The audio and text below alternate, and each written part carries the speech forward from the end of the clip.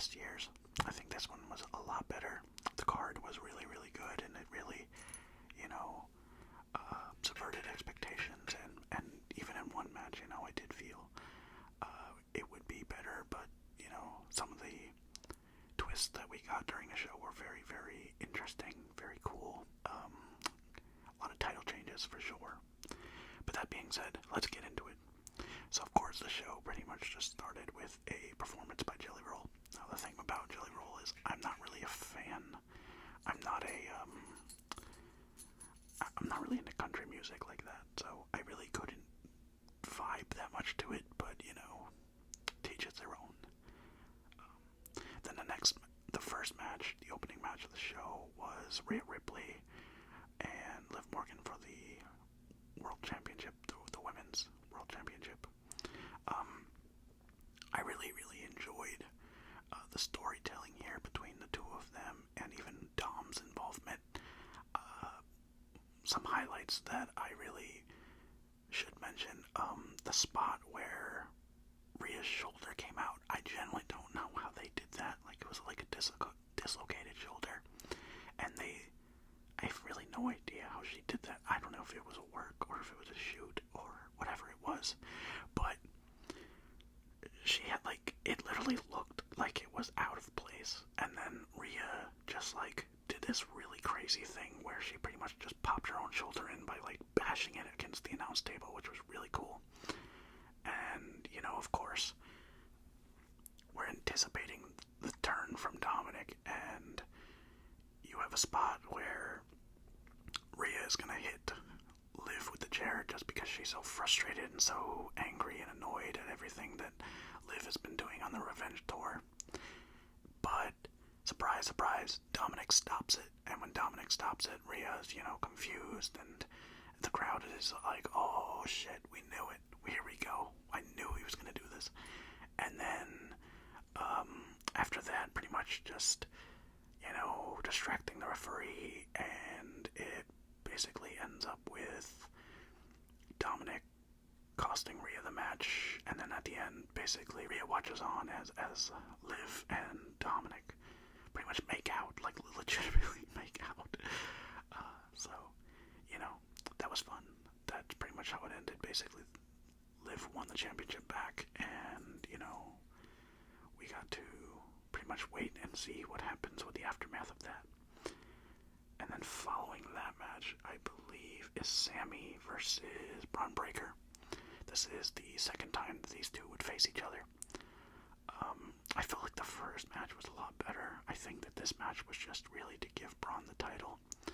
And, you know, you had a moment where you thought Braun was going to lose it when Sammy went for the Luva kick in the corner, but he ducked out of the way, and then he just hit Sammy with a ferocious spear, and the 1, 2, 3, Braun Breaker is your new Intercontinental Champion. And I thought that it's a good time to give Braun the championship, and he looked really, really happy with it. Even just like how he, you know, was looking at it, you can tell that he really wanted that championship for a very long time. So, you know, that was a really sweet and tender moment, I guess, for the crowd, and even just for Braun himself. And then following this match, we have Logan Paul versus LA Knight for the United States Championship. There were a lot of spots in this match that I thought were incredible, especially the dive that Logan Paul does to LA Knight. That was a crazy spot, and he even said, like, he's never going to do that again because of how dangerous it was, and it really was. The height that he got, he is so lucky that, you know, LA Knight caught him, because that could have been really bad. You also had some, you know, celebrity spots with Machine Gun Kelly. You know, he gave him the brass knuckles towards the end, and basically LA Knight got knocked out by Logan Paul, but it wasn't enough, and basically LA Knight hit the BFT on Logan Paul, and LA Knight is now your United States Champion. Yeah. I really enjoyed this match. I really thought it was a really good back and forth. They did a table spot where LA Knight, I think he looked like he was going to do a backbreaker or muscle breaker. I forgot what it's called. But he actually, you know, hits a neck breaker on the table, and it was really, really rough looking for both of them. But yeah, I really, really enjoyed this match. I thought it was a really good back and forth, and I'm really happy that LA Knight won the championship, and he finally has a singles title in WWE. So I'm looking forward to see where he goes with that. And then following this match, we have Bayley versus Nia Jax for the WWE Championship, Women's Championship. Yeah, Women's Championship. I really enjoyed this match more than I thought I was going to. I think that Nia Jax has absolutely improved tremendously from, how she used to be. I mean, she really took a lot of those words to heart, how she was very much a person who would injure everybody, and, she was just very clumsy or sloppy, and I feel like now she's very much in her element, and, the thing that they're doing now is they're building Nia like how she's supposed to be, which is she's a very big opponent, so, even her finisher now is just so much better. I'm really enjoying the fact that they gave her now, the bonsai drop like Yokozuna as her finisher. It's really powerful. It looks really effective, and it looks very powerful. And, it was a good back and forth between the two. Surprisingly, I can't really say if I remember any spots, really, but, that's pretty much more or less it with that match. But yeah, Nia won, and now Nia is the women's champion on SmackDown, so that's going to be really interesting to see, especially because they teased a lot with Tiffany Stratton coming out with the briefcase, and that's one thing I want to talk about. I really, really like the fact that the gimmicks with the Money in the Bank briefcase are so refreshing, and they're very much in tuned or aligned with the person holding it. Also, I'm really sorry if you can hear my other dog barking. She just wants some food from somebody at the table, I guess. Hope that's not too distracting, but yeah, I'm really looking forward to seeing what Nia does.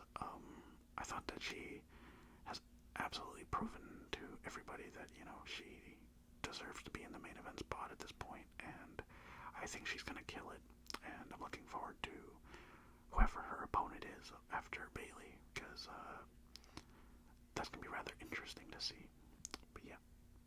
And then following this match is my personal favorite and anticipated match of the entire night, CM Punk versus Drew McIntyre with special guest referee Seth freaking Rollins. So, first we have Seth pretty much just coming out. Seth is literally basically dressed as you would expect in a referee outfit that is not your traditional, but rather just more with pizzazz and more fashionable. Makes sense because it's Seth freaking Rollins. And then basically Drew McIntyre comes out, and the crowd just goes crazy as soon as the TV static hits for CM Punk, and he's in probably one of my favorite gears I've ever seen, and I really hope that we get an elite of it. We probably are. He's in this like Bret Hart tribute gear, and it looks amazing. I loved the scheme of it, and the back and forth in this match was also very good. You had a few moments where you have some back and forth trash talk with CM Punk and Seth Rollins, and then Seth Rollins and Drew McIntyre. And one of the things that I forgot to mention, they started doing this thing called a ref cam, which is very interesting. I'm very much enjoying the new directions that they're taking with production, because it really is adding to things, but I do wonder how often they're going to use it, because it does seem to get in the way at times. And in fact, at one point Seth just took the whole damn thing off and just tossed it, because it was bothering him, I guess. But then you had some crazy moments where it was all involving the bracelet with Seth, and then a moment with CM Punk where he put Drew McIntyre in Anaconda Vice, and he notices the bracelet, the Larry and AJ bracelet, and he kind of just loses focus and points his direction towards that, and he loosens the submission hold, and then you have a moment where he's finally going to hit the GTS on Drew McIntyre, and then he notices that Seth has it, so then he drops him, and then, you know, you get into a back and forth argument between Seth and CM Punk, and it teases something, you know, possible match down the line. I mean, of course we have to do it at some point. My guess is Seth is going to be the heel in that.